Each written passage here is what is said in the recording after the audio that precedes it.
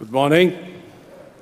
Your Excellency, Mr. Jochen Slasbad, Your Excellency, Mr. Georg Schutter, Mr. Dion Blanche, Ms. Jacqueline McGlade, representative of the Secretariat of the UNFCCC, co-chairs of Working Group 3, Dr. Ottmar Edenhofer, Dr. Ramon Pix-Madruga, and Dr. Yuba Sokona, Deputy Secretary of the IPCC, Mr. Gaetano Dion, distinguished delegates, members of the media, authors of Working Group 3 present on this occasion, ladies and gentlemen. Let me take this opportunity to welcome you to this 39th session of the IPCC. Berlin is a significant location for events related to climate change. I recall being here in 1995 for the first conference of the parties under the UNFCCC, which was chaired by Her Excellency Madame Angela Merkel, then Minister of Environment in this country's government. It's a great privilege for us to be here while she leads this country as Chancellor of the Republic. We are at a crucial juncture in the completion of the fifth assessment report of the IPCC. In this week, we would be considering approval and acceptance of the Working Group 3 report after successful conclusion of the Working Group 1 report in September 2013 in Stockholm, Sweden, and late last month of the Working Group 2 report in Yokohama, Japan. The importance of this Working Group 3 report can hardly be overemphasized. We are at a critical stage of discussions and negotiations under the UN Framework Convention on Climate Change. Not only is the global community actively carrying out a review of its aspirational goal to limit temperature increase to 2 degrees Celsius, but it is relying essentially on the findings of the AR5 to determine directions for the future. An important consideration in determining this direction would be the assessment of pathways by which the world can mitigate emissions of greenhouse gases as they relate to the attainment of specific targets to limit temperature increase in the future. The Working Group 1 report has clearly established the role of human action as the dominant factor in warming that has taken place since the middle of the last century. It is also assessed on the basis of observations and measurements, the extent of sea level rise, acidification of the oceans, warming of the oceans, and the nature of extreme events that have occurred in the past on account of climate change. Projections of the future clearly highlight the challenges that we face related to each of the RCPs that underlie projections of climate change in the future. The Working Group 2 report has given us substantial information on the serious impacts of climate change and how these impinge on vulnerability of specific systems and locations, as well as how they would affect global food security, the extent of poverty, and other manifestations of climate change, including those related to sea level rise, availability of water resources, the health of human society, and the conservation of biodiversity. May I reiterate what I said in Yokohama, that the impacts of climate change will leave no part of the world untouched and unaffected. It is therefore essential for us, through the completion of this Working Group 3 report, to provide knowledge and information on how to mitigate emissions of greenhouse gases. Previous assessment reports of the IPCC, including the AR4 and the assessments of Working Groups 1 and 2 as part of the AR5, clearly establish that neither adaptation nor mitigation alone can help us meet the challenge of climate change. The findings of this report are a vital part of filling up the gap in giving us a roadmap for the future. Against this background, I would urge the distinguished delegates to exercise a high level of enlightenment in discussing and approving of the Working Group 3 report. The world needs a robust, policy-relevant, and informative document, which authors have worked extremely hard to produce. I salute their dedication and talent in giving us the draft that we have before us today. In conclusion, I would like to commend the co-chairs of Working Group 3, the Technical Support Unit, all the expert reviewers and governments for the enormous contribution they have made in getting us to where we are today. It is for all of us during this week to reach a major milestone in completing work on this report for the benefit of human society and all forms of life on this planet. May I end by thanking the government of Germany for their warm hospitality and the excellent arrangements that have been made for the conduct of this session. We are very grateful to all those who have worked hard to put all the many arrangements together for creating conditions that I am sure will contribute greatly to the success of this session. Thank you very much. And with this, may I request His Excellency Mr. Jochen Flassberg, State Secretary, Federal Ministry of the Environment, Nature Conservation, Building and Nuclear Safety, to give us his statement. Chairman of the IPCC, Professor Pachauri, co-chairs of Working Group 3, Professor Edenhofer, Dr. Pitzmadruga, and Dr. Sokona, delegates, authors of the report, ladies and gentlemen, colleagues.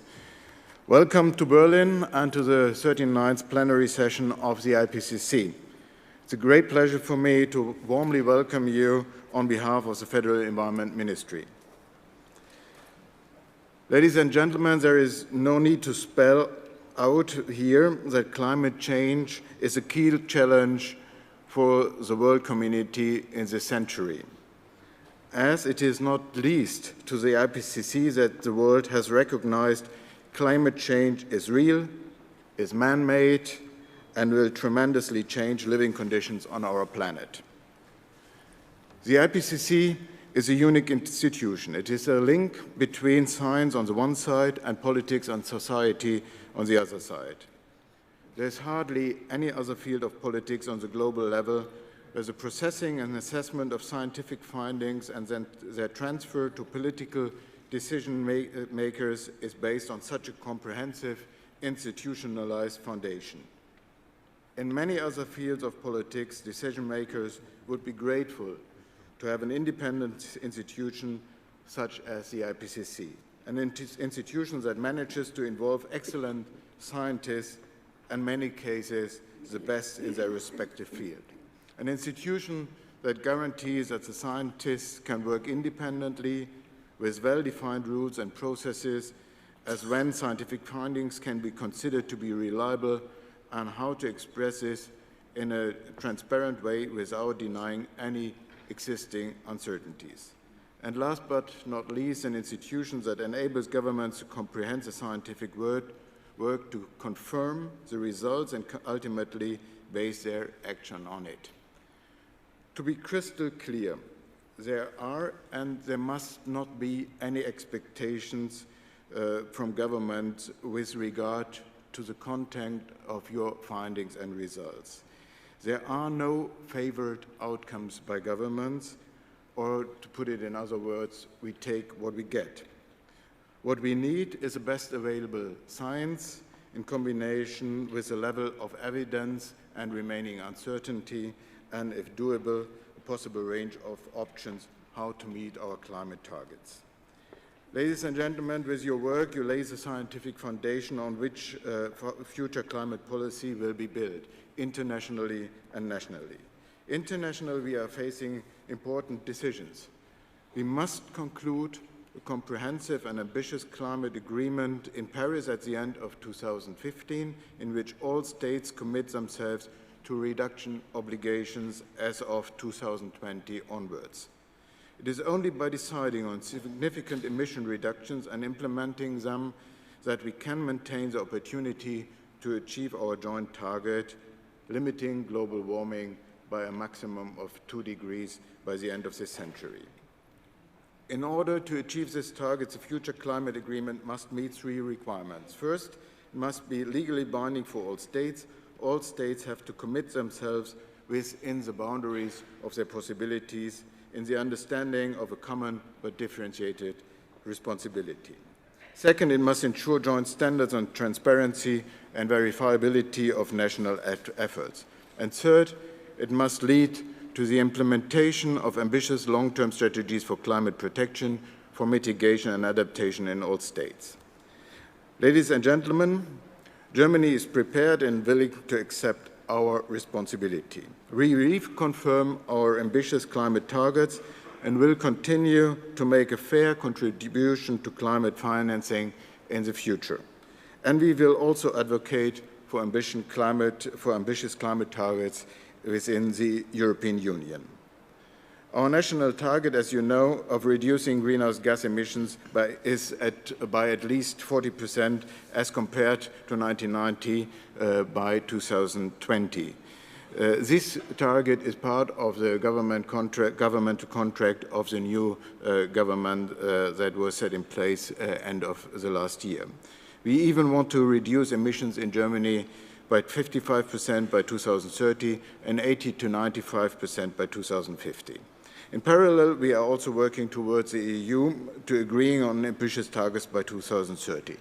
First, an ambitious EU emission reduction target of at least 40% domestic by 2030. We deliberately leave open to be that it will be further increased in the context of an international climate agreement. Second, a target of the increased use for renewable energies, and third, an energy efficiency target. In addition, we must definitely strengthen the emissions trading theme, the ETS, in Germany, in the EU. Ladies and gentlemen, you might read in the papers these days that what we call our Energiewende in Germany is facing some difficulties. And indeed, we are far away from saying that this is an easy task. Basically, we are now in a situation where we have an increased share of more than 25% renewables in our grid, and at the same time, a remaining existing power plant park consisting out of hard coal, lignite, and remaining nuclear power plants. And in this transformation period, we have to adjust, and we will adjust our energy supply system, and from that time on, we will continue to decrease our greenhouse gas emissions. And the government remains committed to the core elements of what we call the Energiewende. First, the increased use of renewable energies, making them the major energy source in the coming decades. By 2050, our electricity supply is to be generated more or less completely on the basis of renewable energy sources. We want to considerably increase energy efficiency in our buildings, in industrial production and in transport, and we will phase out the use of nuclear energy by 2022. We are convinced that the Energiewende is a strategic decision in favor of technology leadership, competitiveness, innovations, and jobs. Already today, climate action generates more than 45 billion euro turnover in Germany's industry. There is no sector of industry which is growing faster and more dynamically in our country and in the whole world. I very much hope that the IPCC report to be adopted here in Berlin will further stimulate the development of low-carbon economies in many other countries. I hope it will create additional momentum both on the national level as on the for the international climate negotiations. Ladies and gentlemen, IPCC's fifth assessment report is published at the right point in time to supply the scientific foundation for decisions to be taken. You're heading for busy days and, as I heard in our discussions prior to this meeting, even in the nights. I would like to thank you all already today for your personal commitment and work. I have no doubt that at the end of the meeting next weekend, you will present a text which summarizes the scientific findings in clear words. Thank you for your contribution.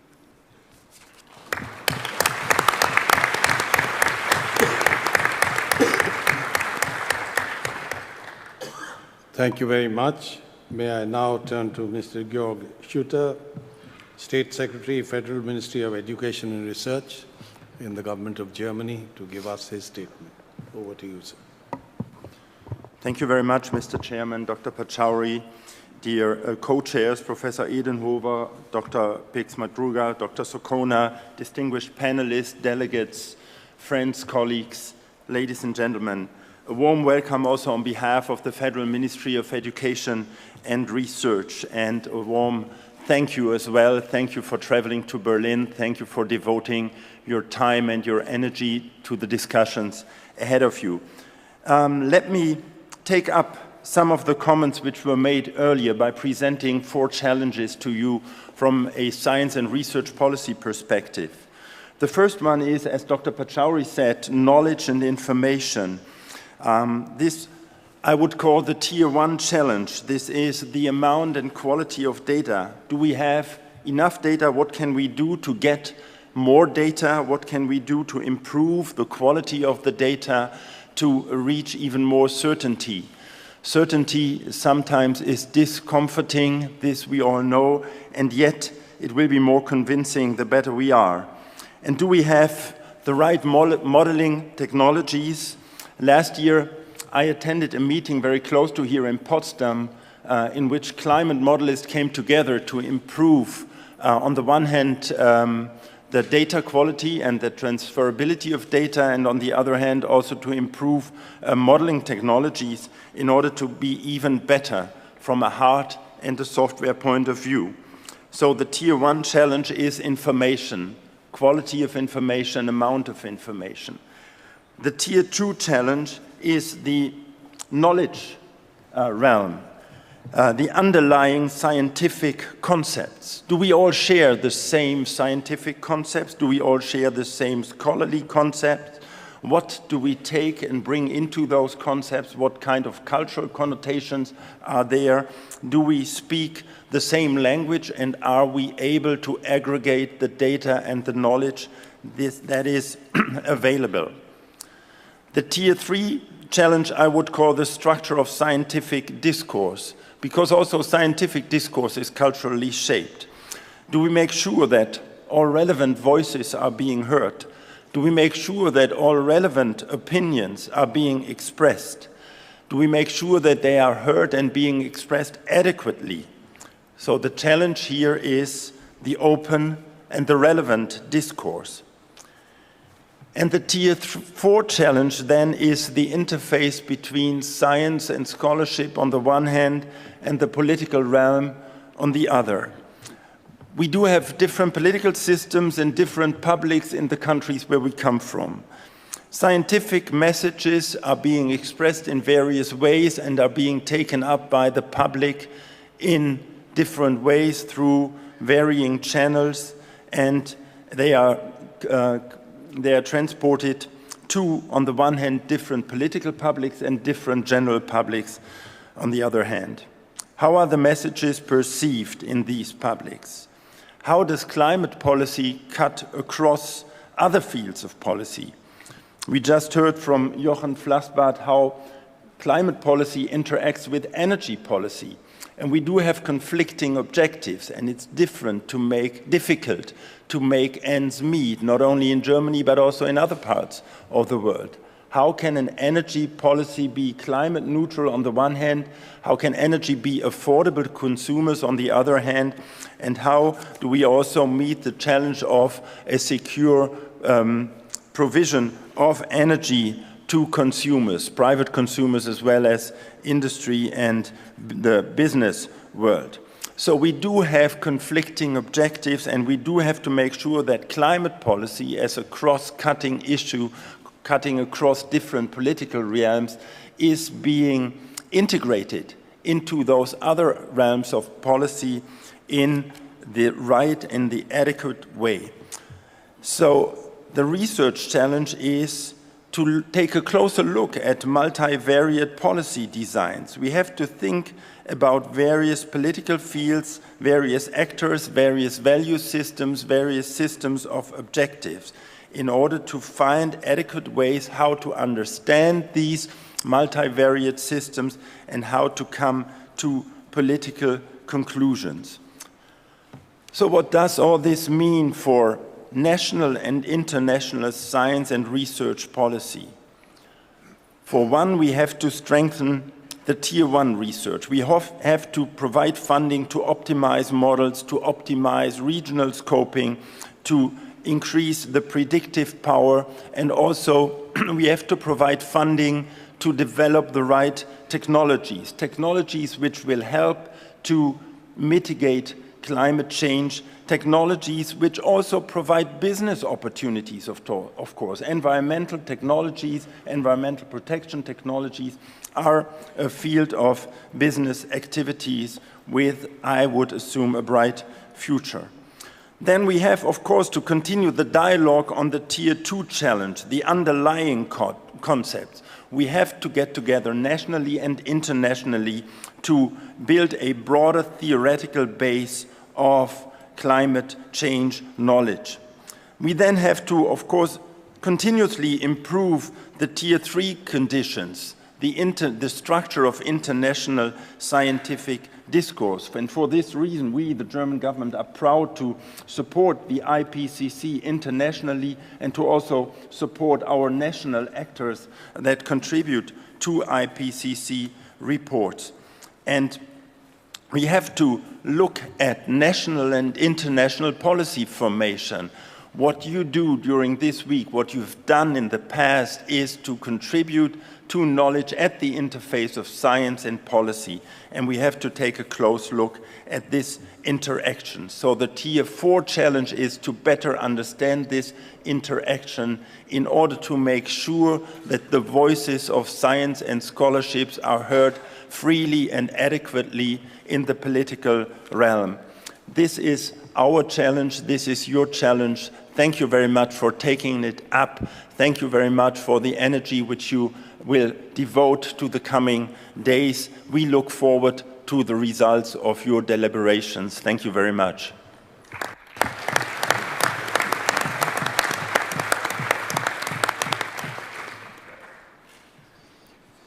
I would now request Mr. Dion Terblanche to give us his statement on behalf of the World Meteorological Organization.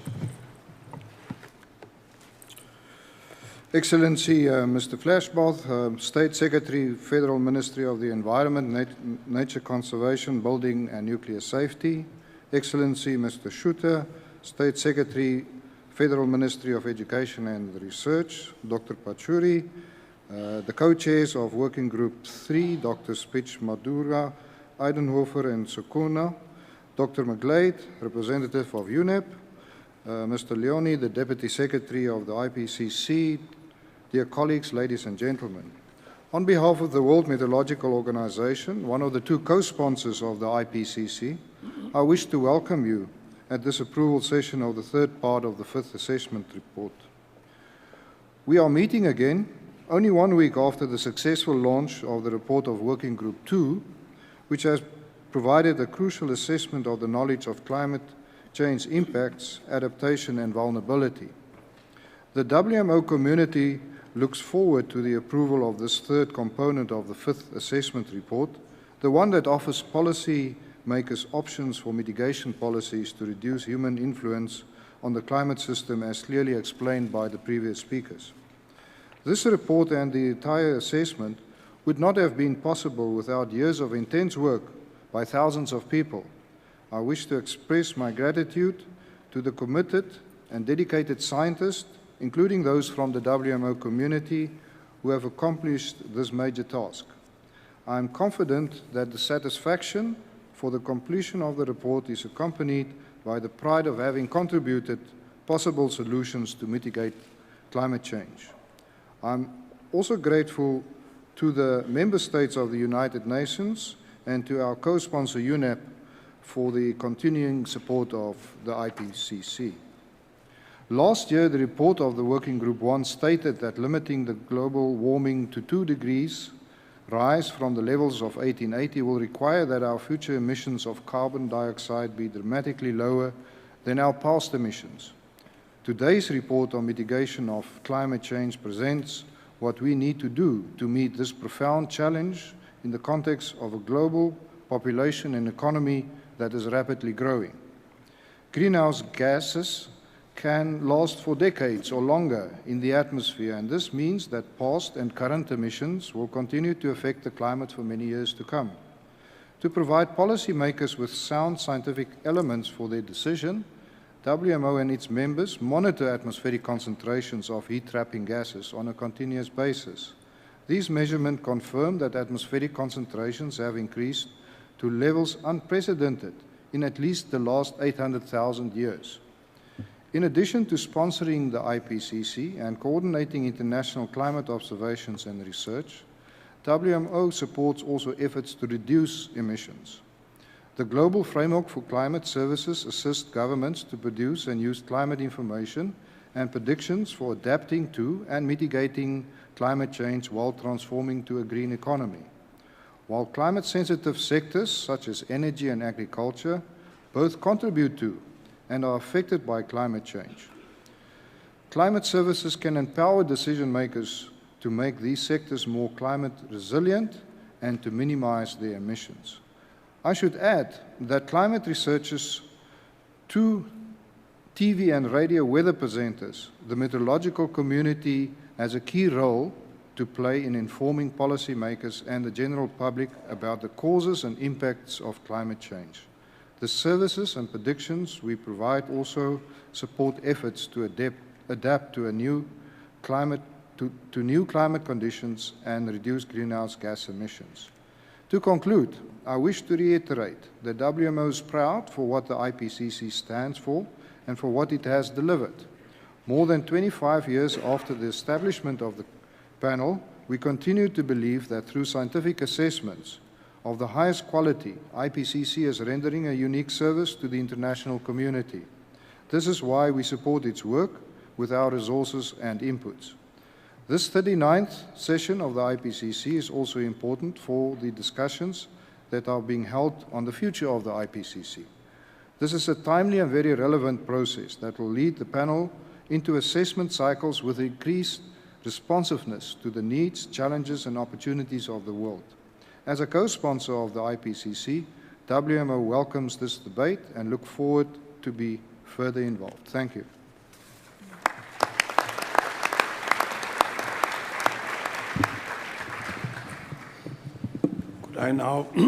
Could I now request Ms. Jacqueline McGlade to give us her statement on behalf of UNEP. Thank you very much. Good morning, everyone, colleagues, excellencies, co-chairs, ladies and gentlemen and friends. On behalf of UNEP and as the Chief Scientist, I'm very pleased to address the 39th session of IPCC, and in particular to be that as one of the parent organizations, and to stress that UNEP really continues to support, to bring to the world's attention the findings of IPCC. The latest science cited by IPCC, I think, is conclusive. It provides evidence that human activities are causing unprecedented changes in the Earth's climate.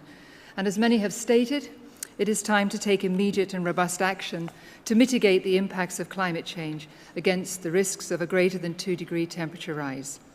For those who want to focus on the scientific question marks, that is their right to do so. But today, we need to focus on the fundamentals and on action. The fifth assessment report will be considered by negotiators responsible for concluding a new agreement under the UN Framework Convention on Climate Change. As greenhouse gas emissions continue to increase, inducing changes in the oceans, ice caps, glaciers, the biosphere, and other components of the climate system, these are likely to be very unprecedented times over decades to thousands of years, and it is clear that such a universal climate agreement by 2015 will be vital. Any agreement will need to be backed by supportive voluntary initiatives, such as those bringing down short-lived climate pollutants. And as work on the inclusive green economy and the transition to a low-carbon economy continues to show, there are multiple benefits of such immediate policy action, including improved public health, food security, and of course, job generation. There are many different pathways to reach the 2 degrees centigrade target, and the stepping stones to future emission targets will need to be clearly articulated and contextualized for each country. But as UNEP's own work has shown, should the global community not immediately embark on wide-ranging activities to narrow the greenhouse gas emissions gap, the chance of remaining on the least cost path to keep the global temperature rise below 2 degrees centigrade this century will swiftly diminish and open the door to insurmountable challenges. Not narrowing the emissions gap will mean greater lock-in of carbon-intense infrastructure, greater dependence upon often improved technologies in the medium term, and greater costs of mitigation and greater risk to many people. The stepping stone of the 2020 target can still be achieved by strengthening current pledges and by further action, including scaling up of international cooperation initiatives such as those in energy efficiency, fossil fuel subsidy reform, and renewable energy. Last week, UNEP, the International Resource Panel, and UN RED launched a new report outlining how integrating RED Plus programs into a green economy approach can help mitigate climate change while conserving and even boosting the economic and social benefits that forests provide to human society. Agriculture is also critical, as direct emissions from this sector are currently 11% of global greenhouse gas emissions, even more if indirect emissions are taken into account. The recent report of UNEP's International Resource Panel, which assessed land use, global land use, and options for sustainable land management, shows that changes in land use and land cover due to expansion of global cropland is accelerating climate change through the release of carbon dioxide, methane, and other greenhouse gases, including nitrous oxide. But the report concludes that the trend can be reversed through sustainable consumption and production actions, such as adopting best management practices in agricultural production and implementation of policy instruments that address food waste and consumption. In November last year, the Climate Technology Centre and Network opened to serve the UNFCCC parties. This network represents another building block in a low-carbon future. This facility will make a substantive contribution to accelerating the use of existing and new technologies that improve the lives and livelihoods of millions of people in developing countries who are dealing with the impacts of climate change in their daily lives. And the Climate and Clean Air Coalition to Reduce Short-Lived Climate Pollutants, CCAC, celebrated its second anniversary this year. It has led the first global effort to treat short-lived climate pollutants as an urgent and collective challenge. It started with 7 partners in 2012, and today we have 80. Its rapid growth shows that this global effort to reduce emissions of black carbon, methane, and many hydrofluorocarbons has already touched numerous sectors of society in the effort to slow the global rate of warming and indirectly and directly protect human health, agriculture, and the environment. At the heart of all our activities, including those of UNEP, lies the need for assessments that are credible, transparent, relevant, and based on up-to-date knowledge. In its drive to strengthen science policy and the interface, UNEP is embarking on a wide-ranging shift towards working with all countries, especially developing countries, to expand their analytical capacity and to help make their own information and scientific knowledge more accessible across languages, more up-to-date, through a system-wide platform for the UN called UNEP Live. Our focus over the next year will be on supporting the regional environmental information networks and small island developing states. Already we've linked many of these developing countries to global services on air quality, sea level rise, temperature, and ecosystems. UNEP Live will enable the research and policy communities and data providers in developing countries to bring their inputs to the work of the panels, not only IPCC, but also IPBES and the International Resource Panel, through better access to their own knowledge repositories. Ladies and gentlemen, UNEP is very proud of what IPC stands for and for what it has delivered. More than 25 years following the establishment of the panel, we continue to support the work of this pioneering UN initiative. And as we develop ideas about the future work of IPCC, UNEP stands ready to support its activities and ensure it has the needed capacity to respond and lead on climate change science and policy guidance. I would like to express our gratitude and to thank all of the many scientists who have contributed to Working Group 3.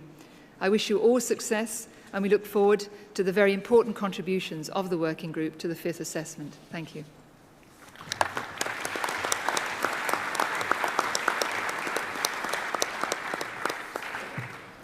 We now have a video recorded message from Ms. Christiana Figueres, Executive Secretary of the Secretariat for the United Nations Framework Convention on Climate Change.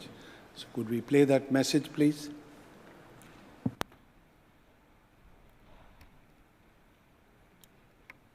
Ladies and gentlemen, friends and colleagues, I thank the government of Germany for hosting this meeting of the IPCC and its Working Group 3. And I thank the IPCC for inviting me to speak at yet another opening plenary session. I do apologize about the fact that I am again only joining you via video. I hope you will forgive me if you know that these videos are part of our own mitigation efforts. I commend the scientists who produced this third installment of the fifth assessment report on options to mitigate climate change. This report, together with the contribution of Working Group 2, completes the solution space that shows with unprecedented clarity and sound science how we can meet the climate change challenge. This final working group's contribution makes the IPCC fifth assessment report the most comprehensive and credible assessment the world has on the risks and opportunities of climate change. Working Group 3 looks at the findings of scientists and also economists, political scientists, social scientists, and now, for the first time, philosophers. It examines the real-world challenges of implementing climate policy and provides price signals regarding what these challenges mean for the economy. It even assesses the impact of the Convention and the Kyoto Protocol. This shows more clearly than ever the feasibility of various paths forward, the scope of options leading to various warming levels and their costs, benefits, and risks.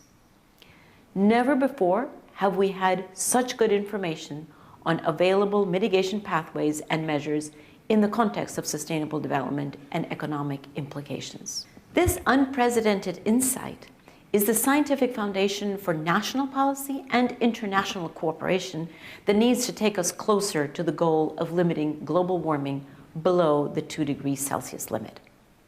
AR5 will inform the negotiations among governments in many ways, illuminating the ethical considerations of international cooperation on climate change and connecting the implications of near-term mitigation action with our chances to stay under the 2 degrees Celsius. I look forward to June, when findings will be presented to governments and ministers and considered by the structured expert dialogue on the 2013 to 15 review of the 2-degree limit, all of whom depend on objective evidence to make accurate assessments. And I look forward to the Climate Summit in September and the UN Climate Conference in Lima, where I hope to see AR5 findings reflected in summit statements and national contributions currently in development. It is clear that a final and complete AR5 report infuses the climate talks with unbiased information on the problem and actionable options for solutions. As we welcome this resource to the global dialogue on effective climate response, we also know the sum total of efforts to limit warming do not add up to what is needed to bend the emissions curve. We are currently not on track to stay below the 2-degree centigrade goal, much less 1.5 degrees Celsius. We must increase our collective mitigation ambition, and clear science with a wider social perspective is a powerful instrument for policymaking.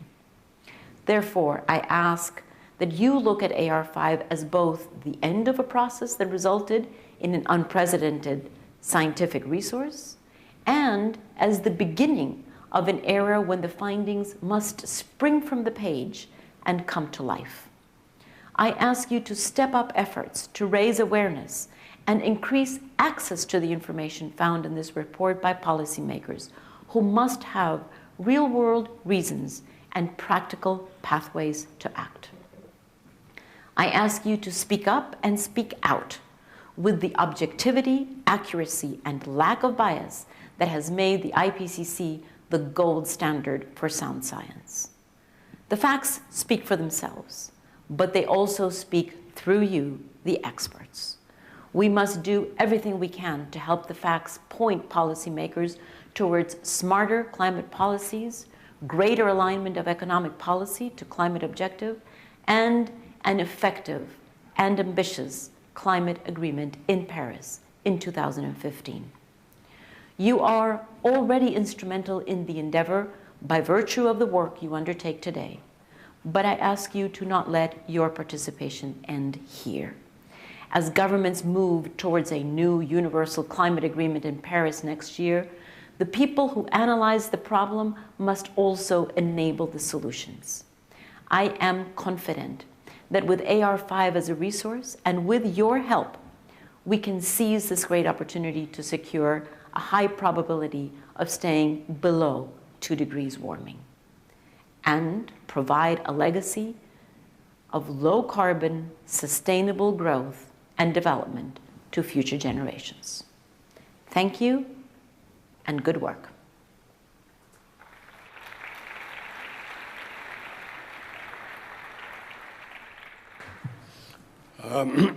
We have 3 outstanding colleagues as co-chairs of Working Group 3, and Dr. Ottmar Edenhofer would speak on behalf of all 3 of them. Ottmar. Thank you very much, Patsy. State Secretary Jochen Flassbart, State Secretary Georg Schütte, dear Dr. Dion Terblanche, Jacqueline McGlade, dear authors, distinguished delegates, ladies and gentlemen. The Working Group 3 of IPCC has delivered its 5th assessment report to you, the panel. This is the result of a lot of work by many distinguished scholars from around the world. Since 2011, the author team has produced a succession of draft reports which were thoroughly reviewed by experts and governments. During 3 extensive review rounds, more than 38,000 comments have been collected. They were all considered by the author team and under the critical eyes of our review editors has been included. Authors and review editors involved in this process invested a lot of time and expertise, and I want to express my sincerest gratitude to their hard and fruitful work. Moreover, I wish to express my sincere thanks to the government of Germany for the funding of Working Group 3 Technical Support Unit, as well as for organizing this approval session together with the IPCC Secretariat. Distinguished delegates, the report is long, and you, as our clients with limited time, rightly demand a very concise summary. In order to make the complex material more accessible, the 16th chapter, more than 2,000 pages, including 262 diagrams, were distilled to a technical summary and then condensed by a factor of about 50 relative to the underlying report into a concise summary for policymakers. This plenary is an exercise in clarifying the key findings of this assessment and our common basis for our dialogue in the next few days is this underlying report. It is a summary for policymakers written by scientists. In Working Group 3, we often used the image of the map maker and the navigator to illustrate the division of labor between both. The scientists explore different paths to certain goals and characterize these pathways in a map. But it is the policymaker who makes the decision on which path to follow. The first 4 chapters of the report help to clarify exactly this division of labor. In chapters 1 to 4, the authors assess the many different perspectives used in the literature to analyze mitigation. By showing these different perspectives and how and why they differ, these opening chapters help to increase transparency over the many theories, concepts, and methods that are used to measure the landscape of climate change mitigation. This is very important for you, the navigator, to know, because different methods of measurement lead to different maps. As a first application of our measurement tools, authors of Chapter 5 looked into the past to to draw and understand the path of the world has evolved along and why it did so. Here again, many alternative perspectives were used to display humankind's traces into the atmosphere, including cumulative emissions, emissions per geographic and economic regions, and per economic sector and gases. They show that despite mitigation efforts, anthropogenic greenhouse gas emissions grew more rapidly from 2000 to 2010 than in each of the previous decades. Authors of Chapter 6 then draw a very long map into the future to explore and characterize pathways, including their costs, co-benefits, and risks that lead up to different levels of atmospheric stabilization. The literature here shows that deep cuts in greenhouse gas emissions to limit warming to 2 degrees relative to pre-industrial level remains possible, yet will entail challenging technological, economic, institutional, and behavioral change. And it is worthwhile to note that the whole report does not prescribe a specific goal. Instead, it makes the underlying requirements to achieve these goals explicit. Stabilizing greenhouse gas concentrations in the atmosphere at low levels requires mitigation throughout the economy. The literature assessed in Chapters 7 to 12 greatly increases the sectoral resolution of mitigation maps. And finally, Chapters 13 to 16 offer insights on policies and institutions that navigators could use to steer economies along pathways at all levels of governance. The overall conclusion is that ambitious mitigation will require policies sufficiently effective to induce fundamental shifts in investment flows. Moreover, as a global commons problem, effective climate change mitigation requires international cooperation. Distinguished delegates, choices on mitigation can be informed by insights from engineering, natural science, and social sciences, including decision theory. Climate policy not only involves scientific facts, but also raises many issues of ethics concerned with the development of human well-being, with the protection of cultural and natural values, with equity, fairness, justice, and rights among countries and individuals. This is why it was the aim of Working Group 3 within the 5th assessment cycle to deliver a robust mitigation map that informs the navigator about the implication of alternative pathways, each with its own bundle of trade-offs, while clearly making implied value assumptions and uncertainties involve the making of maps. The aim was to be policy relevant without being policy prescriptive. And condensing, communicating, and clarifying such multidimensional findings poses a challenge at least as great as producing them. The author team and the technical support unit, my co-chair colleagues, Ramon Pitsch and Yuba Sokona and myself, were all excited to finally meet you here in Berlin and to complete the task that you have given us 6 years ago. It is our collective assignment to produce and to approve a summary for policymakers that represents these findings in the possible most relevant and simple way.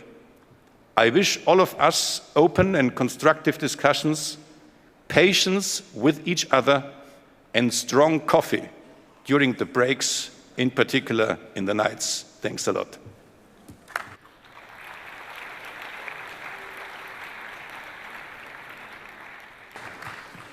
Well, with that promise of strong coffee and possibly something stronger, we will suspend the session for 10 minutes so that the dignitaries over here, as well as members of the media, can depart. And I'll resume this session in about 10 minutes from now. Thank you very much.